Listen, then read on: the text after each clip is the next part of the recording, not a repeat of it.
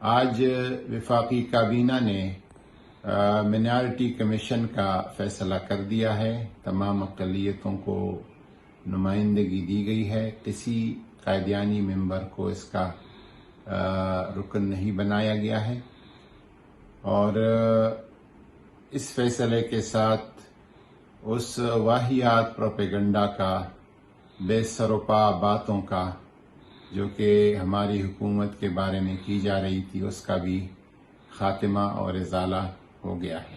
عمران خان پہلا حکمران ہے پاکستان کا جو ریاست مدینہ کی بات کرتا ہے. پہلا حکمران ہے جو OIC کے پلیٹ فارم پر ایک فورم کی بات کرتا ہے جو تحفظ ناموس رسالت کے لیے قائم ہو جائے.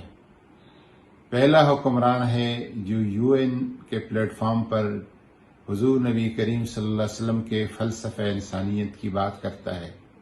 یہ ایک پروپیگنڈا تھا، جھوٹ تھا. وزارتیں، حکومتیں آنی جانی ہے، لیکن ہم انشاءاللہ تعالی حضور نبی کریم صلی اللہ علیہ وسلم کی شان اور ختم نبوت پر کسی صورت سمجھوتا نہیں کر سکتے.